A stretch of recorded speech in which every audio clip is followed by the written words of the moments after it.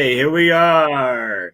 How you doing? Good Welcome afternoon, to this everyone. week's Mint. Good afternoon, everybody.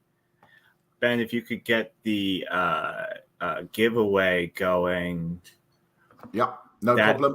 What words do you want me to use? What's the key All words? right. Well, I had tweeted that we had 3 NFTs to give away today, and I actually have a secret fourth that I picked up last night.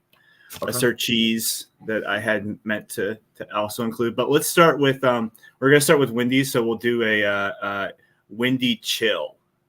Okay, let's get that up and running. Anyway, now that we've got past the boring set of that for a minute, and we'll get that up. And how you been? How was your week? Really, really busy. Really busy. Now, in the busy world of Ben, the educator, and the 10,000 other things you do in your life, Windy, what? Sorry, what did you say you wanted? Sorry, Windy Chill. Windy Chill. A Windy Chill. Okay. Windy Chill. You're gonna type out Windy Chill in the chat today to get a Windy City piece, Lightman NFT. Okay. So there we go. That should be up and running across the bottom of the screen, guys. So if you put there you go. Windy Chill. Okay. Well, Nice. Good. Hello to Dablo, to Jack, and to Glow, who are all with us on board this journey today. Mm-hmm. The buds are gathering up here. There's Nah Bear. What's up, guys? Yep. Yeah, we're also giving away a Nah Bear today, and a Doggo block, and a light cheese, a new light cheese, actually. So let me ask you this. Anything you're particularly excited about that you've been dealing with this week? Yes. There is something I'm very excited about, and I think that it's going to be monumentally big. And this is going to be coming out of. I'm not going to reveal too much, but coming out of Dablo's camp, right? So Dablo Creation. He's given me an insight into what he's doing, and I think there's like kind of this step. I challenged him. I kind of said, look, dude, you're wasted in I'm not decrying the fact that the pigs are super cool, right? I'm not saying this. What I'm saying is I think a lot of people miss his talent because it's in the tattoos on the pigs. Right. And there's like kind of fun things going on, with hats and earrings and stuff, but the attention to detail and stuff that he does, I think, is sometimes missed. And I kind of said to him, I would love to see you come out of first gear. And I see like the Piggy Punks as first gear. And I know that he's got this massive range. Everything he sends to me, like kind of the wood cut stuff and the stuff that he used to do back at home when he was learning his trade, was like mega cool. So we have these conversations like us two do, Dablo and I buy some bits off him and look at some stuff and give him my feedback. And he showed me what he's working on. And I'm just like, that immediately to me is going to be one of the top selling collections on Lightmint. And it's going to be. Is that one of the ones that was recently put up? That's I think that's a Drift Exchange one. It's one of his marker ink and just black and white pieces. Is that what we're talking about? That was one of the woodcuts that we put up, but no, this is like a different collection that he's got, and he's got some ideas centered up. And what we're going to do is we're going to bring him on this show. So I said to him, don't do anything. I said, hold off. If he's ready, like next week, we will rearrange guests or whatever, get him on so he can do the exclusive reveal with us. you just stuck Nah right in the heart because I told him he was going to be on next week. No, it's not necessarily next week. So Nah could be on next week, but it's not. But I'm saying, don't like come on a Wednesday and kind of a lackluster release of what he's doing, because I think this needs to be. Boom! Here it comes. Tomorrow it's available, kind of thing. I think he needs really hit people right in their face and like great. When he showed me, I was like drinking. I haven't seen them then. I don't even know what they are. And I spat out my brew that I was drinking, laughing. So it's super collectible and super fun. And I just think the combination of those two things, when he showed me, I thought, right, this is going to be something that's going to be very, very popular with the Stellar NFT family. Very popular indeed. And I can't wait for him to get them finished and start getting them out. Well, I bring up that I have like a lot and a lot of artists and NFTs is that they tend to, myself included, think of a collection when they're starting their NFT like journey that is like Piggy Punks or like with Stellar Punks, or like we grab at that name. You know, we want something that relates to the rest of the world that people have created. And the profile picture collection, I feel like, is a necessary additive for an artist's journey in NFTs. Not even if it's so much that you want to do one that's traditional and whatever that may be these days, but just to like be part of that world, because people then interact with the idea and they change their profile, and you start to see like a community developed around that. And it's just great to see that when artists do that and then they show themselves like almost like it's like a background reveal, right? And then that curtain comes off and they go, oh, well, this is what they've really spent their big amount of time, whether it's a passion or they haven't done one in a while. It really it's really special to see that, that versatility and that sort of that cocoon moment. Yeah. So cool. I can't wait to see them. He's done a piece as well for us at Drift tomorrow. We had an artist let us down. We needed a gap filling, and I was like, shit. So I was like on to Nor earlier in the week, trying to fill a gap. And then I said to Dablo, damn, we need to like another gap filling. So we had Nor, thank you very much, by the way, Nor, for helping us out there. So we've got Nor artwork going up tomorrow. And Dablo has done like another thing that is, again, left field. I think I think you can get boxed in, and I don't really know from an artist perspective. I'm talking about from a collector. I think, oh, okay, Dablo, Piggy Punks. I don't go, oh my God, Dablo, woodcut, Piggy Punks, these like crazy, drawings that he showed me. I was like, which one of these do I even pick for our community at Drift, right? Because they were all like world-class pieces of art. And I thought, I just don't know. He gave me a choice of 3, choose one of these. And I was like, damn, like this is really good stuff. And I think that's the talent. So he's now going out into a much wider kind of different artistic styles. And he was talking to me some stuff. I had to Google it. I'm not going to lie. I had to Google what he was talking about, because he said, I'm doing this thing, this project. And again, he can tell us about it, but I Googled it and I was like, shit, this is good stuff that you're going to be bringing out. So really, it gave you a chance to learn some things. You yourself grew as a person who learned a little bit more about art and styles and the way things are done. I think that's really great. Yeah, so sure. I think I need that. I mean, I think we all do. I don't.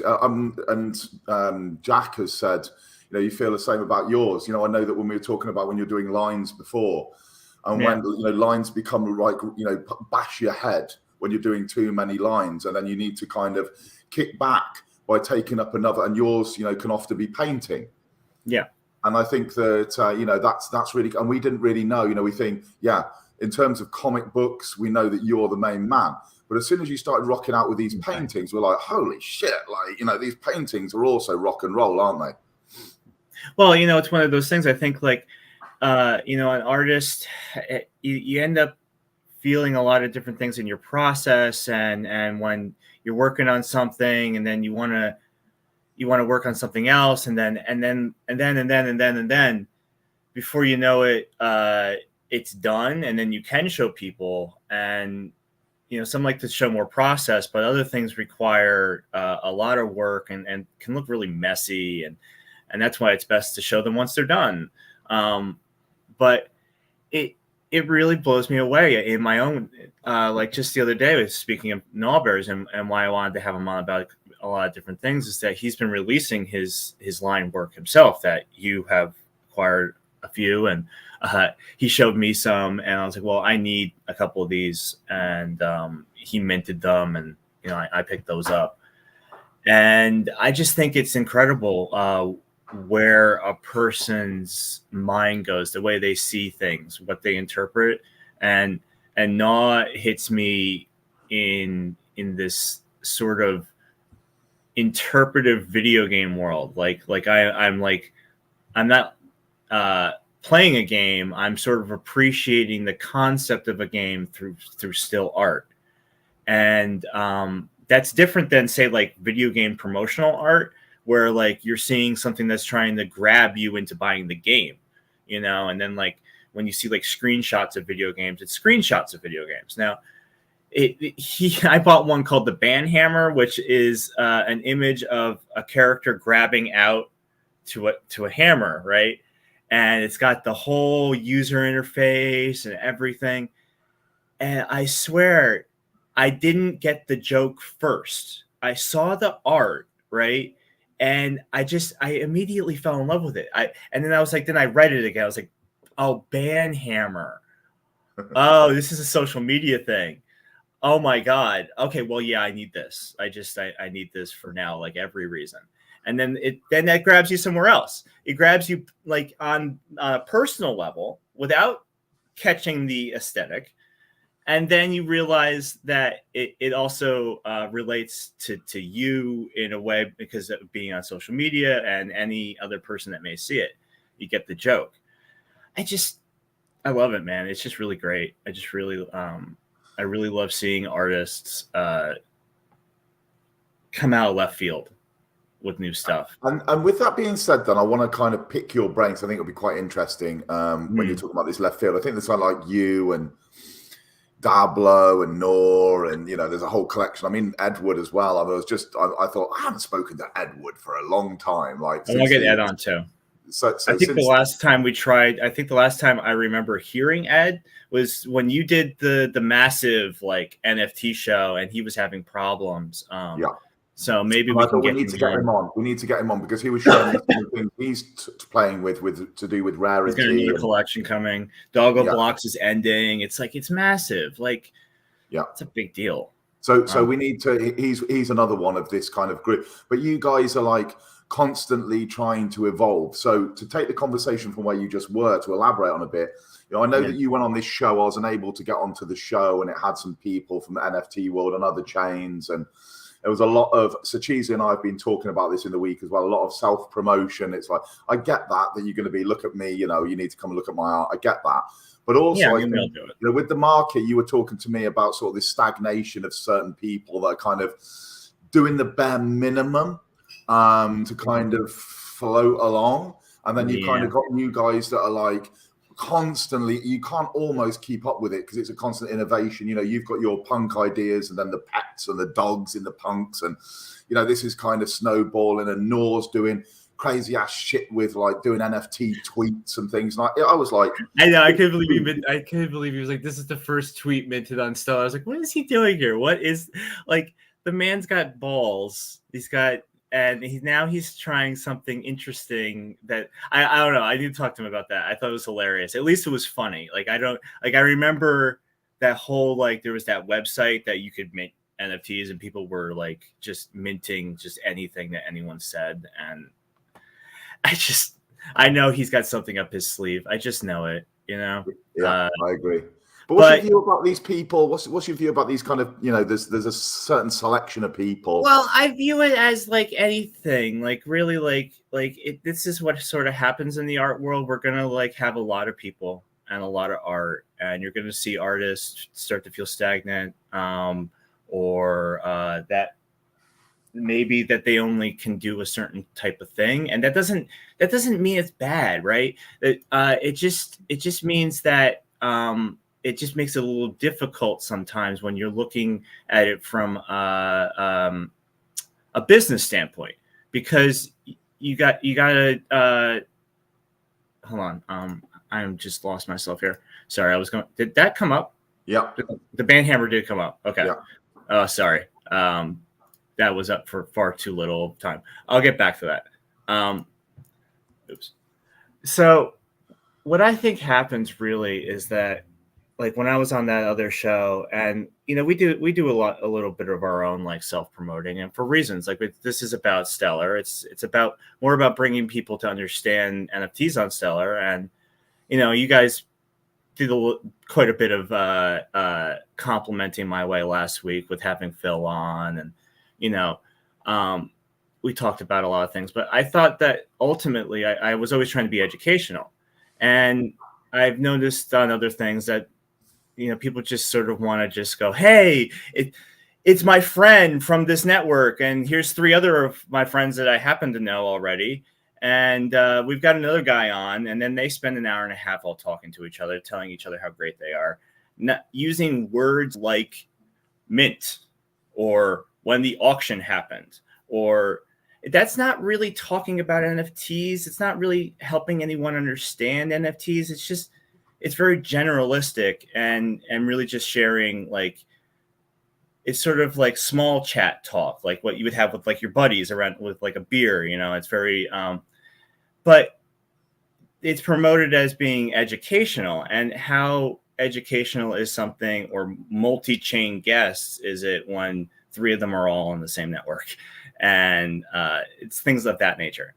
And it was fine. I actually, I feel like it's really good to get to know people, get to know where they come from, how they get into this space. And I think there's just a certain way that people don't know how to promote themselves. Maybe that's what it comes down to.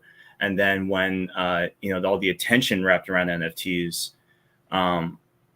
you sort of expect, I guess, people can have expectations from an artist, and artists can have expectations from themselves and then not deliver on that. And that happens across the board. I see it at art shows, when they were more regular before COVID.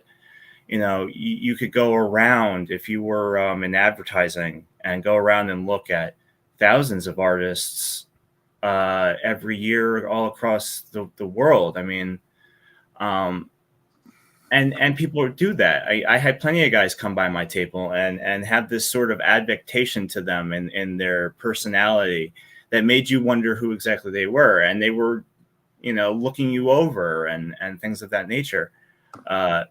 Talent scouts and like their interns were like it was so obvious to see like lackeys for other people going out to see what an artist can do, maybe even commission them for something, so I don't think it really ever stops. I think it just comes down to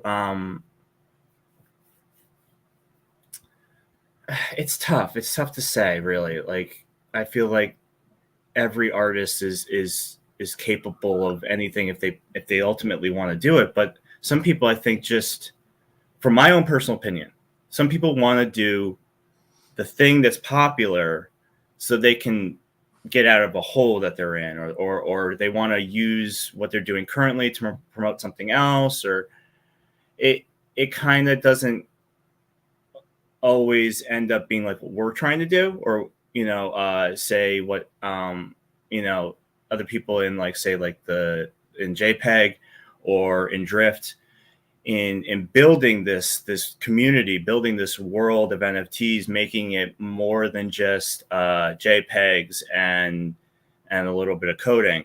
A lot of people don't want to do it. They just purely just want to get the sale and just move on. And I think that's tough when a lot of people have a lot of passion towards that other side. Yeah. This is about a very odd amalgamation of things coming together: tech, art, coding, finances. These are a lot of different things that didn't interact normally, Yeah. So I think that creates a lot of new problems, but also a lot of good things. The new funky. A punky? Is it a punky or a funky? It's a funky. A funky. It's a funky. So yeah, so the little creature collection that you can only get as a JPEG member. Gold members get animated, silvers get non. We had talked about this last week, actually. Naw had expressed wanting to animate a bunch of them with the way the sewer, the sewerlings. We've all gotten our sewerlings. They're wonderful. I love them. But when I showed him what the 00 Funky looked like, he was like, "Oh, that's so cool." So I don't know how you process like something like, well, maybe then it's find the way that I'm doing it, or if we want to collab on that in some other way. We have other plans. There are lots of plans between me and Noah. We're constantly rubbing our hands together. So we'll reveal more ideas when he's on. But I think the Funkies, just to update from last week, because we had briefly just came out of nowhere and started talking about them. I think they're going to stay the way they are at the moment in terms of animation. But okay. Maybe not. So this bringing up at the minute, this is a specific thing. So how do people get the Funkies? Is it okay? Just so you need to be a JPEG silver or gold member. So that's holding. Was it silver members need to hold 10,000 JPEG, and gold members need, I believe it's 100,000 JPEG. The gold members will get the animated ones. There's less of them. I think there were only 40 of them minted this week for the first drop. So that's pretty cool. And the animation stuff is the stuff that is akin to what you see on Stellar Punks or on Jokers. It's I've scaled it back because I wanted to just more reflect a sort of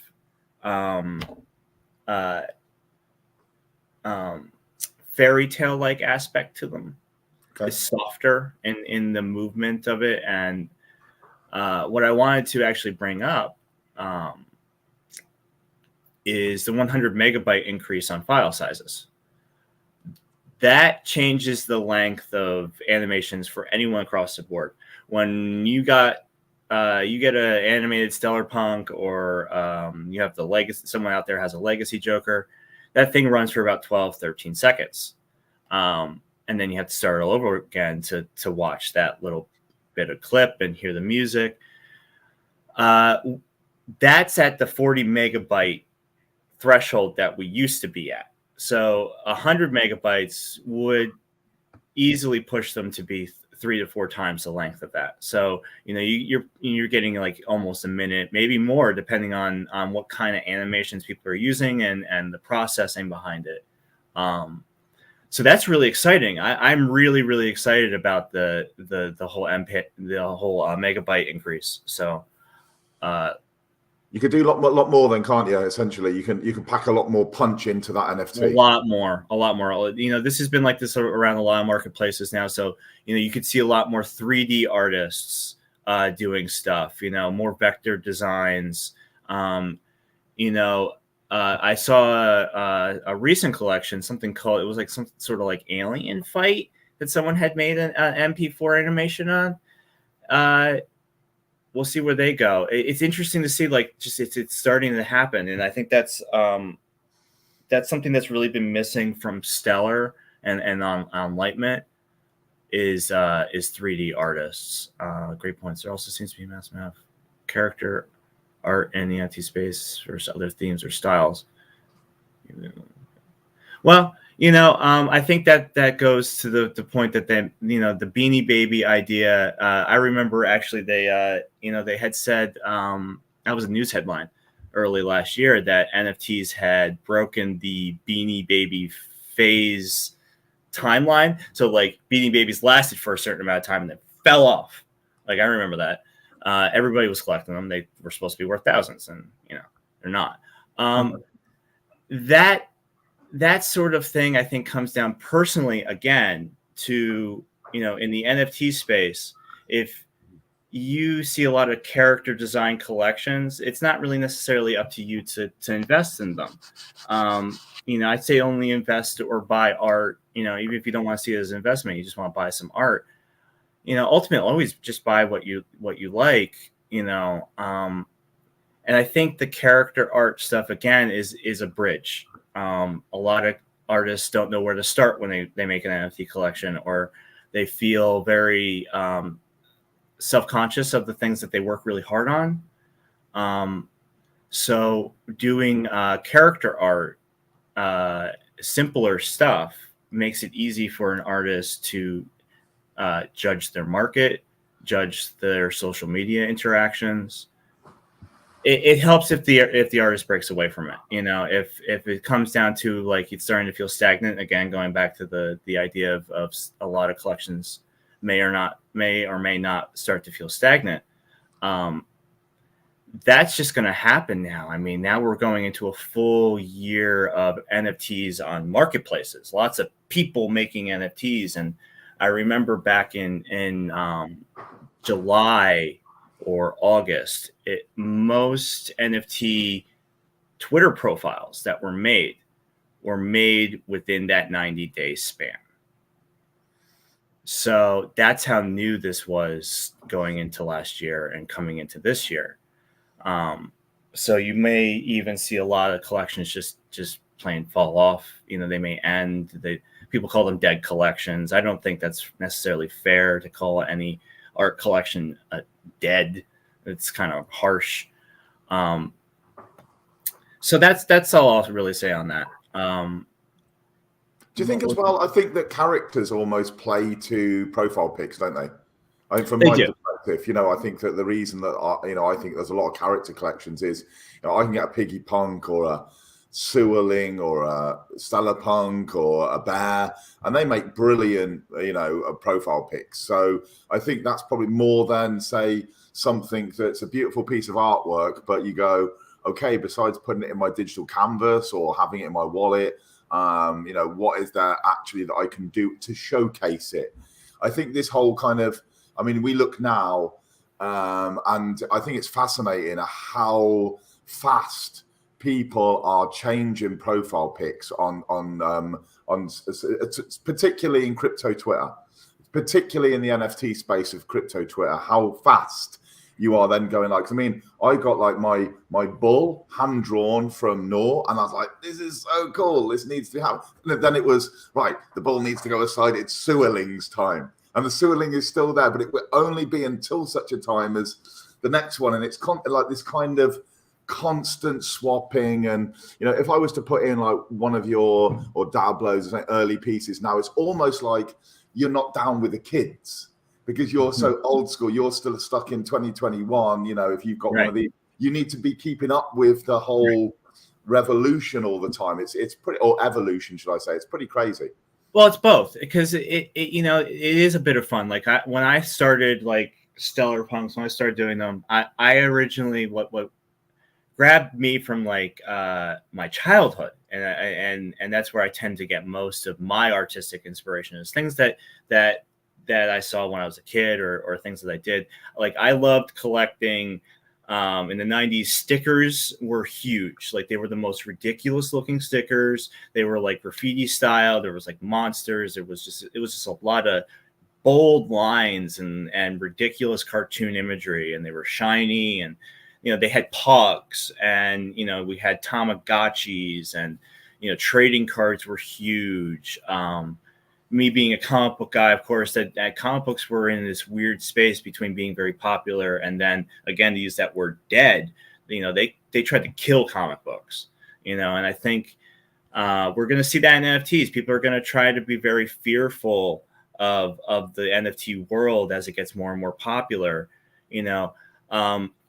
When I talk about more and more popular, I mean, like, you're going to see like these kind of collections, character collections, profile collections. These things represent something.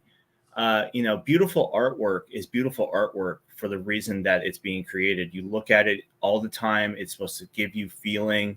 There's a different objective for every type of art, and that falls into NFTs. Everything serves a purpose.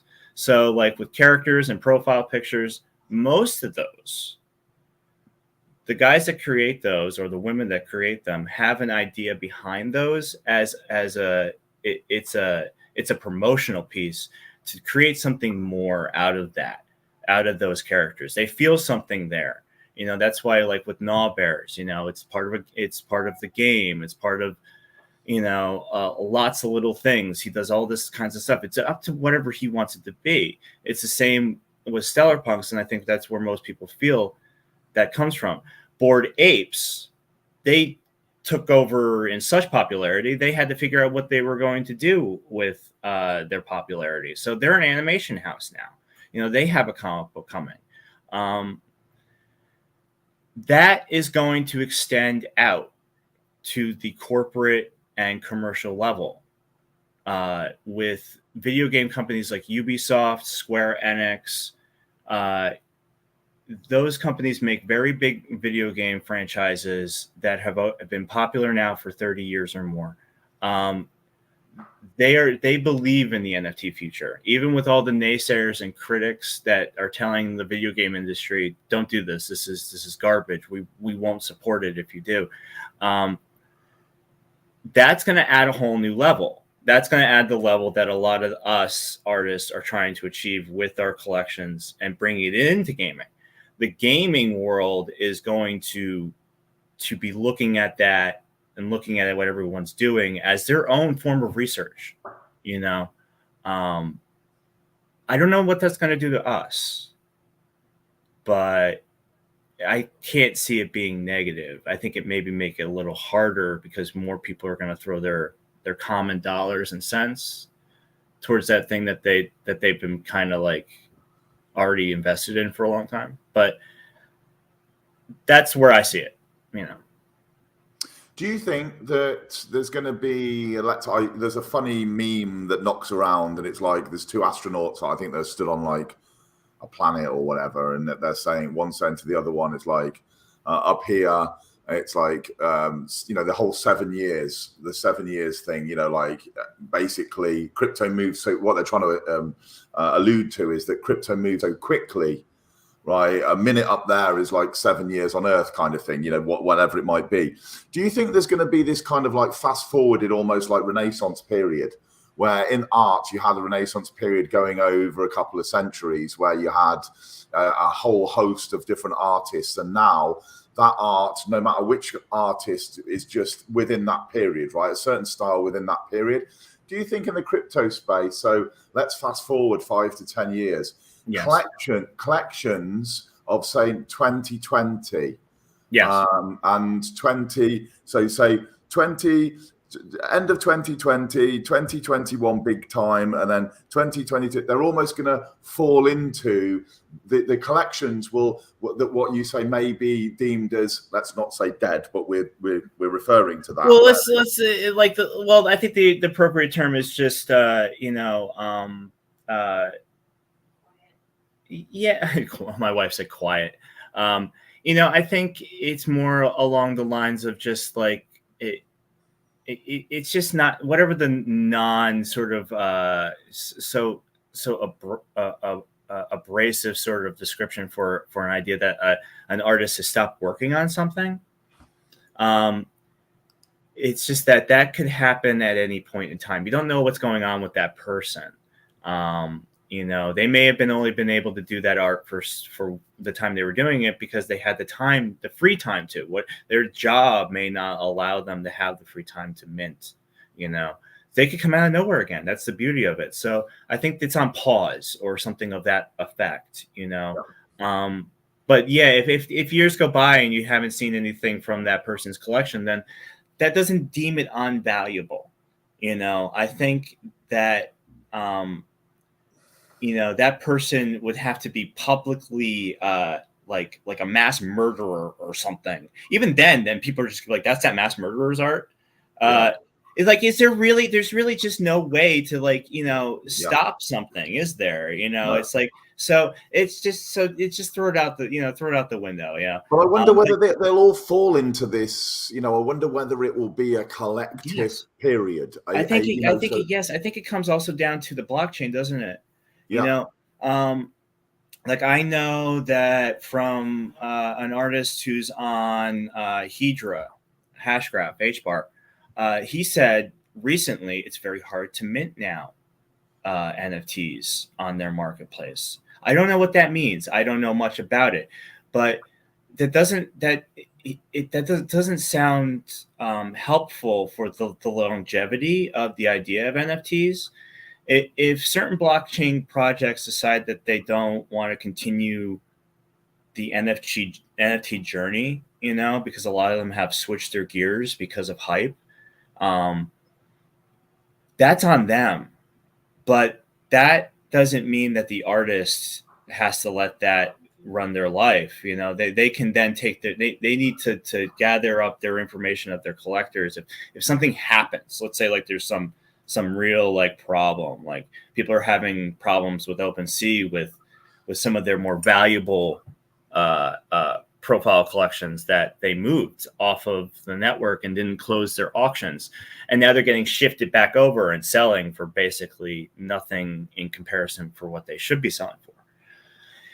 This is like an ever-changing thing, though. Like, we're going to be viewing a lot of hurdles, and I think, yes, every year we're going to look back at collections and see who's still going, see which ones have gone and finished, because a lot have numbering. A lot of people want to finish a collection and move on. And some are just, really going to end. Like, I've seen artists talk about how once they finish what they're doing, they're going to leave it and leave the space altogether and leave the collection to the blockchain to just be handled among it as say, like how people view Bitcoin. The creators of Bitcoin, anonymous, let it go, and then we see where it goes. That's brave. I think it's very vast, this world that we're in. And I also think that we talk about this, like who's still in the game and this kind of thing. It's almost like now owning like a pair of early 90s Jordans, right? Mint Nike Air Jordans, right? You got a pair of early 90s Nike Air Jordans now. They're probably about $500-$600, £400-500 to buy, right? Back in the day, you'd have probably gone for about $70. So the value has gone up, right? And someone could have just stashed them underneath their bed. And this, whether it be flared trousers, whether it be hush puppies, whatever the thing is, there's cycles as well, isn't there? Yes, there's these cycles. And these cycles will happen in art as well, where something that, if we look at the Renaissance period, maybe, I don't know, but maybe back in the day, those paintings were like stuffed into the back of a loft and, no one gave two. Oh, there were so many things like when I did, not to bring it back to me, but when I made the Mona Lisa punk, when I started reading about Mona Lisa again, there were Mona Lisas done by Da Vinci's students that all have their own unique attributes to them. Backgrounds were changed. Things that bring in that artist's interpretation of something that we've looked at a million times. And some of those are more valuable to people because they hit them somewhere different. And I think that comes into play. When as you start to rediscover old art, or old art starts to disappear, you can't preserve a fresco beyond where it is. It's only going to last so long. Something is going to knock that wall down one day. We can try to keep it up, but someday that art's going to disappear altogether, and that's beautiful. Yeah, I think it's pretty I mean, just thinking about crypto and the way how we've had this conversation numerous times about even how fast it's moved from summer of last year to where we are now. Yeah. And this is like almost, as I said, that whole 7 year, to a minute thing kind of thing where, one small period of time is almost like a decade out there in the real world of evolution, etc. And there's a few questions in here which I'm going to try and get to. So let's get some questions. Someone's wrote here, Color Addict. Perhaps the gaming industry is in constant need of new ideas and characters and might want to purchase your characters to incorporate into their games. I could see that happening. I could as well. Absolutely. I think that could absolutely happen, that they'll start to branch out, much like publishers do with stories. They see people online writing and publishing short stories, and before you know it, you never know who's looking.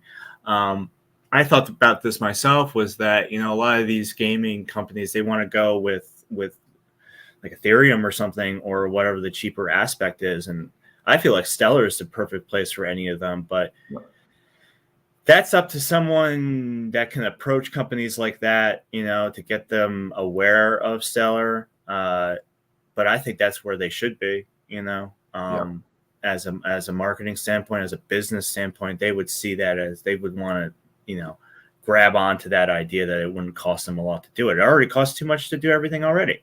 It's costing more and more every day. I feel like crypto will change that. When our time is respected, we can play to earn. The whole dynamic changes. Yeah. You've got that whole aspect too. People are earning something from their NFTs. I think there's also brings me into a great conversation. I was speaking to someone about poker in the week, right? Poker in the casino games, blackjack, and the whole thing about bringing them into Stellar. And this kind of play, this it's all centered around attention, right? That's what it's centered around. Companies will pay big bucks if they can get your attention, because the attention now, I think, when I used to do talks from the stage, it used to be about 7 seconds. If you don't capture someone within 7 seconds of a video, you've lost them. That's how short now our attention span is. So it's all about how long we can keep people's attention. I was talking about this poker game and a casino, and having like a virtual reality, like metaverse casino, and then using NFTs as ads. So, like we have annoying pop-up ads on our mobile devices, and we're like, bloody turn this crap off. You're trying to do something on an app and you have to keep knocking these ads off all the time. Well, in the casino, the NFTs could be in the wall, like what Nor's already done. And they then could be playing, you could be playing your blackjack, and the NFTs could be embedded into the wall as ads from these companies that are constantly, almost like, when you watch a football ground and at the edges of the ground, you've got the sponsorships. Yep. So you've got the game and everyone's watching the game, but subconsciously you're seeing Gillette or you're seeing Nike or Adidas. It could go so far. I mean, I know, and why I bring up the gaming industry in Stellar is because I feel like I already know people that are connected in ways with other larger commercial things in beverage and in the sports world and pro sports. What's stopping them from say memorabilia is big in sports, that game ball, let's say that game, something happens in the game, like in a baseball game or a football game, a soccer game, wherever you may live, and that your favorite, the top player scores a goal or whatever. What if that ball is tied to an NFT and, someone in the crowd is going to win that because they got that NFT with the purchase of their ticket. And you could just, there could be a whole nother level of interaction for entertainment viewers to really feel like they have a purpose outside of just watching what they like to watch. That's still fine, but it sort of creates more community, doesn't it?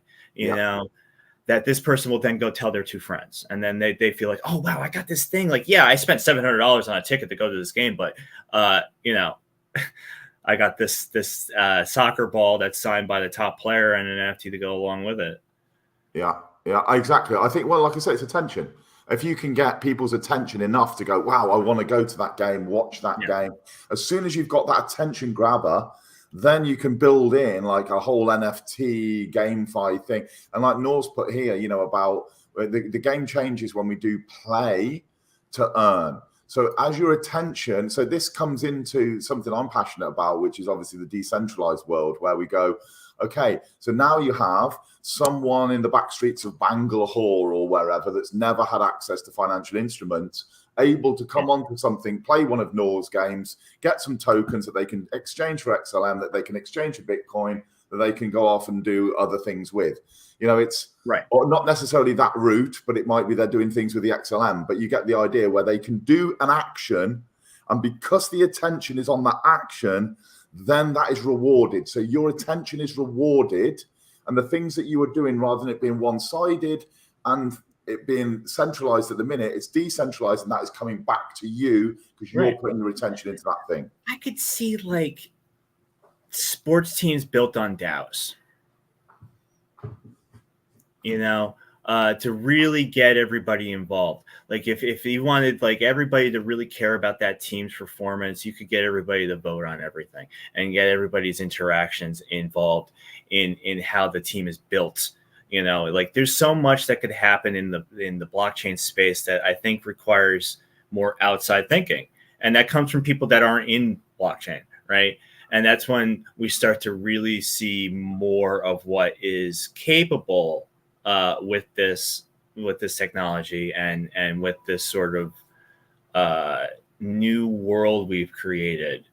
Because now, you know, we've been living in the digital world now since you know, the 90s, and I don't think it's had a greater purpose other than at this moment in time. I think you know, people have been trying very hard to make the digital world solidified, something that really has value, that is as real as anything else that we've created in history. And I think it's finally happened. You know, I think people are now seeing the true value of the digital world and how it works with the non-digital, you know, aspects.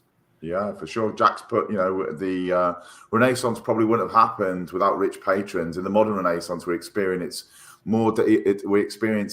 it's more decentralized. Yeah, more decentralized. Yeah. Everyday folks are taking part of this. So I agree. You know, rather than it being the elite that are commissioning works and they're having them hung in their house, now we can go, oh wow, we're first at the table. We've discovered Edward or Andrew or Noor, whoever. We've discovered it, and we've got this piece now with this 1 to 7 year kind of time lapse thing.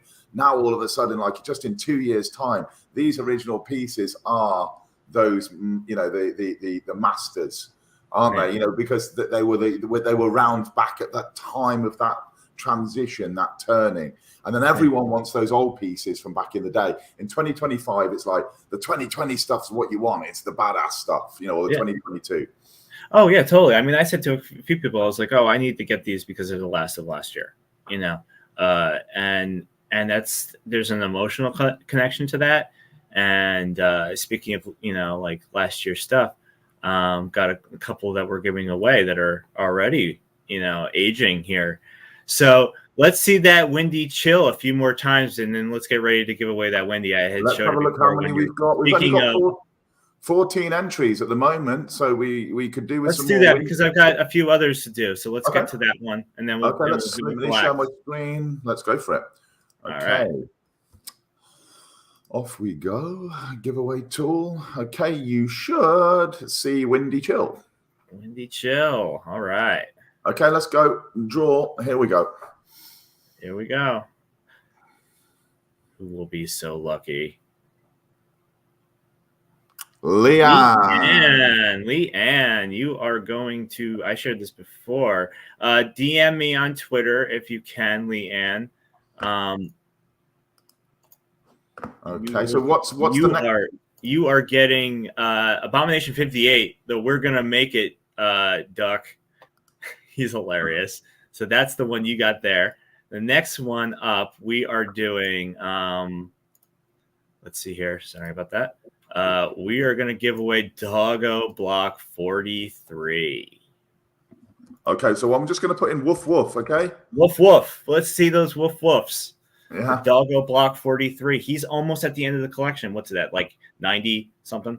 I got a couple of them recently. They're just amazing. You know, he just really pushes himself every Doggo Block.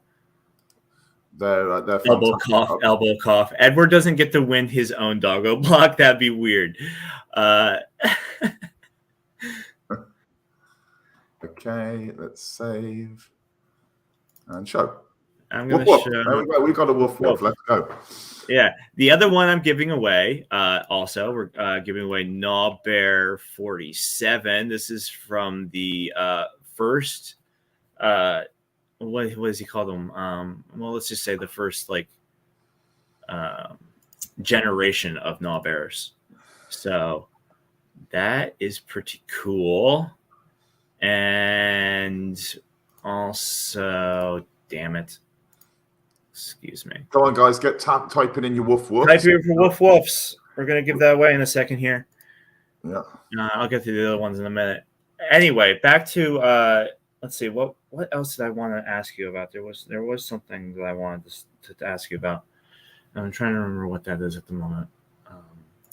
We're also, like I had mentioned on Twitter, that I was giving away 3 NFTs, and I had bought the recent light cheese that was available from Sir Cheesley. It's not on auction. It's not one of the ones he's put on auction that I'm dying for, but nevertheless, it is a dog star cheese.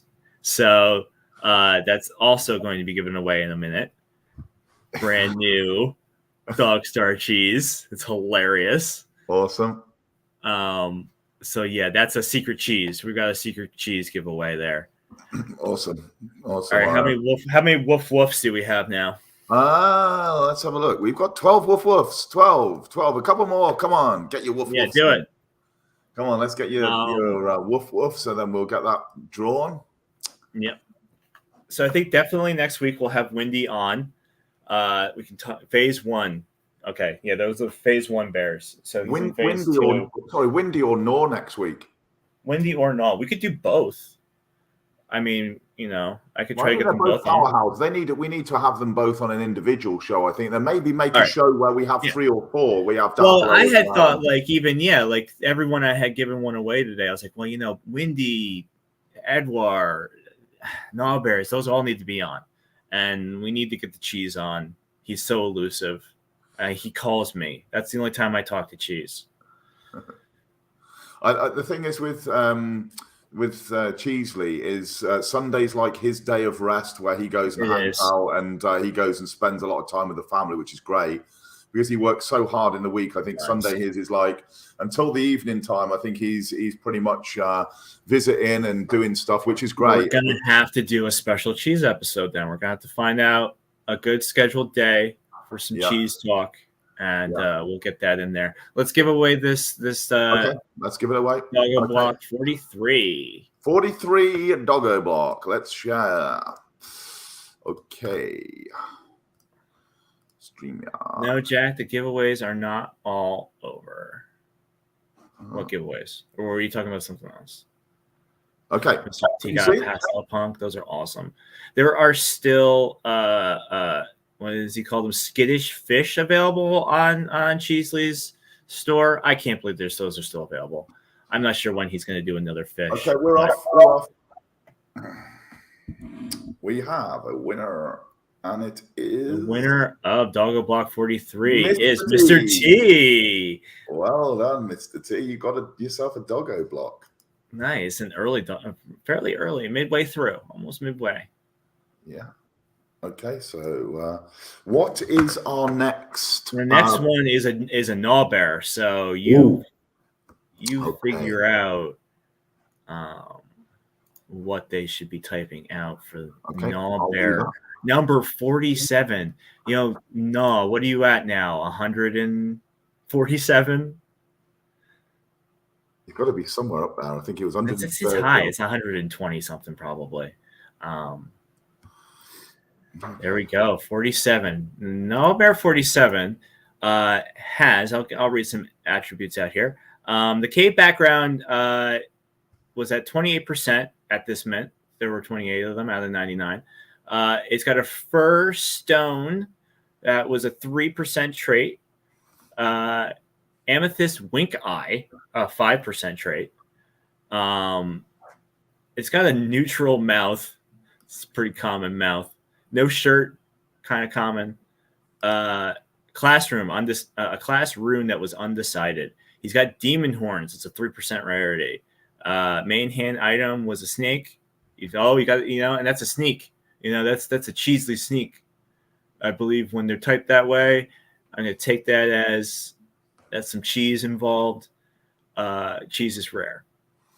Okay, little devil is the words needed. So slap little devil into the Glows put the snacks. I've got a snack as well. The skittish. I was like, what the hell is a skittish? Like, yeah, and it's like a sketched out fish, isn't it? I was like, what? Where most of the time I think it's just so Cheesley cracks me up, man. I had him on the phone the other day, and I was like, when are you gonna make more light cheeses? He's like, Nobody wants new light cheeses. You're the only one that buys them all. You bought them all back in the summer. I feel bad making them because you were just buying them. I was like, that doesn't mean a damn thing. I'll let them back out on the market when I want to. I love them. They cracked me up, so I bought them. Like, big deal. But everybody likes them. And then he went. He was like, it's like he saw the light or something. And then like 6 hours later, there was a whole bunch of light cheeses out there, and everybody said the same thing I did. I mean, we love them, man. We love those cheese. I need the UFO cheese. Someone beats me out on UFO cheese. It's going to be an interesting week, but it'll be fine. I'm sure it'll go to a nice home. So for Norbear's number, what was he? 47? 47. 47. 47 out of... One more minute for your little devil comments to be put into Little devil comments. We've got, I think, 14 people so far. So all of you guys are doing really well. You're all commenting, which is exactly the thing that we need to do. Also, Ben, subscribe, like, and yes, please subscribe and like. I don't say that thing enough. I'm not like one of those people that does that. I forget to. So please, everyone, subscribe, like, share, tell your friends, tell your mom, tell your grandma. I'm sure they write about NFTs in the newspaper this weekend. I had my wife's great aunt. They came and visited us earlier in the fall, and I had explained to her and Heather's great uncle about NFTs and what I'm doing and what's happening, and it was new. Nalbert said, Andrew, no, what? I'm listening. I was informing them, and there was some skepticism, of course, and some sort of comments that didn't really make a lot of sense to it. So it was a little bit of a discussion, Flash forward by Thanksgiving, she had read a New York Times article or whatever about the New York City NFT thing that had happened. Maybe that wasn't around Thanksgiving. It was prior to that. It was like mid. I think it was October, something like that. So when all of New York, Times Square and that surrounding New York City area went NFT crazy, it was like everywhere. So everybody covered it. And she read the article and realized what was going on. And she's all about it now. She loves it. It's just really great to see how that's impacting people. The average person is learning every day about it. Yeah, definitely. And I think that's just gonna grow and grow, as we said. And I think as soon as more these corporations, football teams, sports stadiums, everything, starts moving more into crypto sponsorship and getting involved in multiple different ways, whether it's having sponsorships on the stadium, whether it's having on the side, whether it's having some kind of involvement in tokenomics or NFT giveaways in their shops, merchandise. It's just going to snowball. It's going to snowball. It really is. So I see. Okay, I think we've probably got enough of those, right? Okay. We're going for it. Little devil. We're going for it. Let's share. Apparently, Noah was typing my name out as the giveaway title. Oh, okay. That's it. He was being cheeky. Okay, I'm with it. Just little devil. Let's share that, and away we go.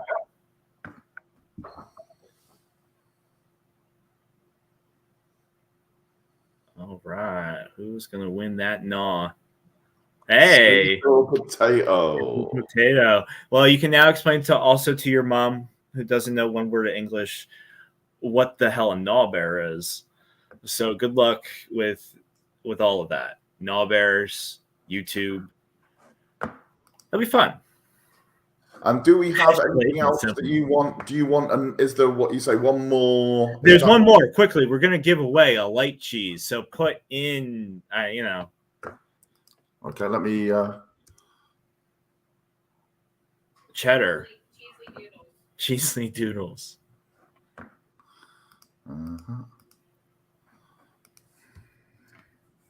Wow. Nice. Some people got some cool stuff today. Wendy's, his abominations are so funny. He did a UFO abduction, Wendy, just like a week or two ago.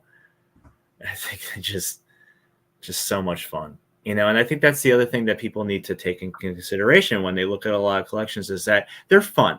This is about grabbing that childlike aspect inside of you and saying, yes, I want to have some fun in a world that's very complicated and messy.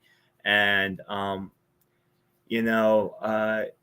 I guess the other thing I might say to people is that, go and talk to the artists. If an NFT is out of your price range, try to talk to them about like how you get some of their art anyway. We're all very approachable. It's not something to think like, oh, that artist, I can't afford their art.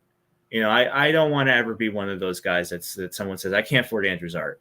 No, come talk to me. Don't think that. Don't cut yourself short.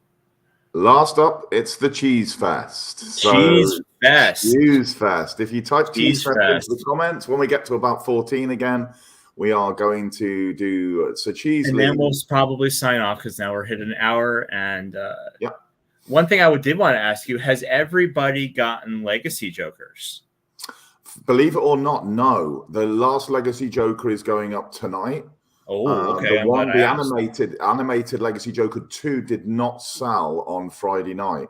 And this is not, the Cheesley and I have said, this is not a problem because there is no lower or upper limit on the amount of players that we have inside the Extreme Crew game. I think what a lot of people are missing is that the magnitude of the forward value of all of the legacy pieces. I think people are looking at it going, wow, that's really expensive to buy now. Little do they know that it's almost an investment in their future to get a hold of one of these. So yeah, so the animated, that's still within the Can that one go back up? I mean, I think everybody was having problems Friday. Like none of my auctions really went. Like I had actually a reserve hiccup on a Stellar Punk animated that thankfully someone had put a very generous bid of 5,000 XLM on it. It was very nice that someone came out of the crux of the woodwork Friday. I don't think anyone was really on. That tends to happen. There's a lull, sometimes on the market, and it can happen one day. And I've seen it happen on Fridays. Yeah, I think that we're putting one up tonight, I mean, we've sold 4. We were putting the last one up on the last day, which is obviously going to roll across to tomorrow. Maybe we put the animated back up tomorrow night, and just see if it was just a lull before the weekend. But like I say, it doesn't make any because there's no lower or upper limit on the amount of people we have in the space in the Extreme Crew game. Yeah. To us, if we sell 3 or 2 of the legacy pieces that month, we still have them within the team. And then what we can decide to do is we can say, right, or we're going to go about it in a different way because we have an access point to the game. Maybe we make it not about an auction, but you have to do some other things, like you have to have a certain collection of NFTs to get the legacy, or there's lots of things we can do. Of course. It's just the way those things go. I think also like going back to with what we were talking about earlier with what you're finding with artists and how things are working out with some people that it's like a hiccup. I think it's also created some people feel weird about the market right now. And there's a lot of news and a lot of fluctuation of opinions. And I think that just happens. You have that little bit of dip, a wave of interest. And that might come from the person that even is very interested. They just go, I need a break, and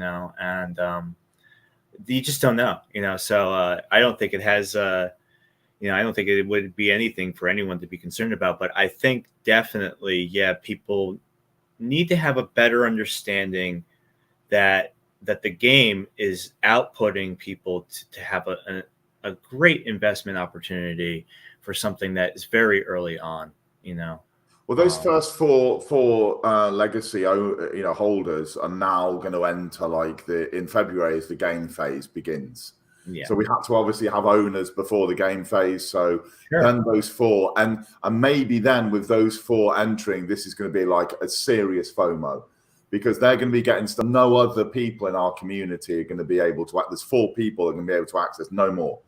So I think that also Jack's put up a good point here as well. I mean, I'm pretty pissed that I am not allowed to actually buy these because of the internal bidding Sure. rules. But what I think Sachizi and I spoke about is saying, right, we will give the community first dibs. So like tonight, when I put the legacy up, that will be community only, not my involvement. However, if you do not bid and it goes up a second time, the second time the team can bid. And I think that's fair. Well, I think that makes sense. It's like up for grabs, isn't it? It's like it's a free for all. You've given enough opportunity, and now it's like any of you are also just people that are also investors and collectors. It's only fair for you to get some opportunity at some point. I'm glad to see your mom's travel agents here. What's up, buddy? I'm so glad you're here. He just entered the Cheese Fest. Great. I haven't talked to him in a few days. So I hope he's doing well.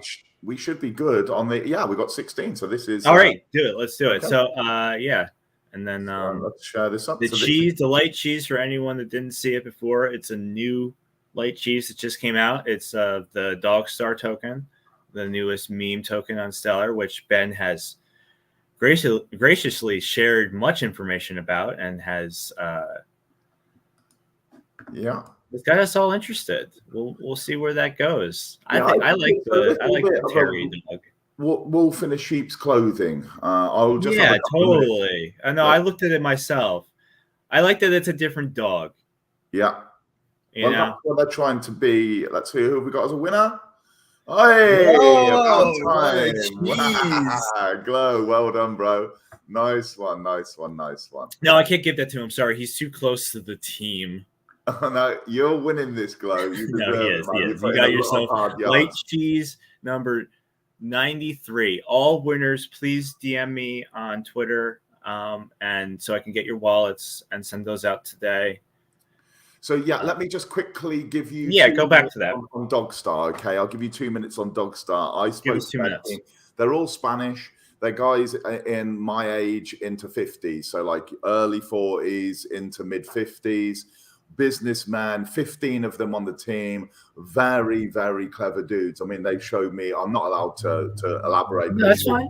Spreadsheets, and they've showed me some really, really interesting ideas that they've got. They're saying they want to be the OG of original meme coins on Stellar, being Terry, the bulldog, the terrier, right? Terry, yeah.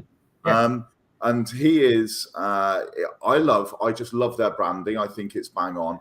Oh my God, the marketing branding is great. I love the art, that dog reminds me of Little Rascals. That was, it has that kind of feel to it, even though I think that was a pit bull.